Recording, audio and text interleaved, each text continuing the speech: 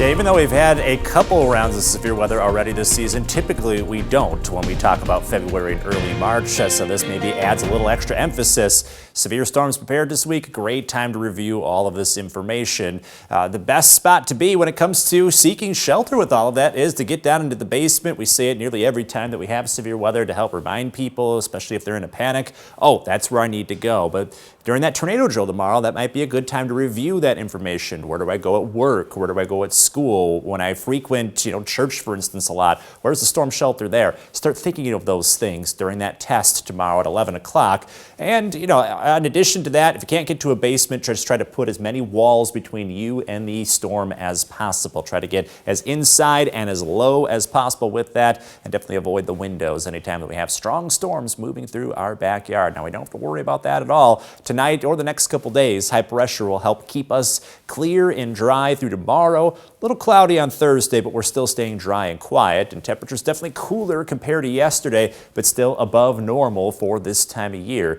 You can see temperatures, like we saw today, will be back to the mid-50s tomorrow afternoon under a bright sunny sky. Again, that's still about 10 degrees above average, feeling more like late March versus early March. So we still have just a little bit of heat lingering around even after that cool down compared to yesterday. Wind chills may dip into the 20s at times tomorrow morning, but overall looking at a milder day as we move forward into the middle of the week.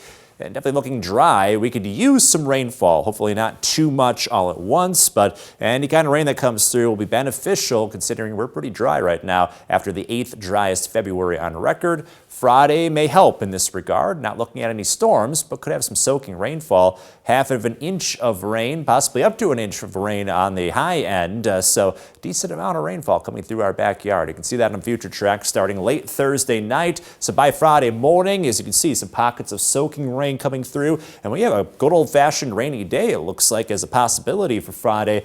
Steady rain throughout the morning and afternoon, starting to lighten up some into Friday evening. Should be drying out by Friday night, and we avoid any kind of snow that mixes in, as you can see, so we have a clear and dry start to Saturday.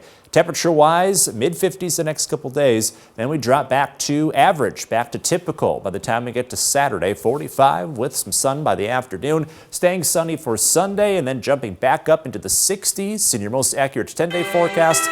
We could be pushing 70 degrees by the middle of next week, so it's not like that weather roller coaster slows down too much. We'll be definitely all over the place over the next 10 days or so. Forecast-wise, just a couple degrees off the bullseye. That means cash total up to 78 tonight.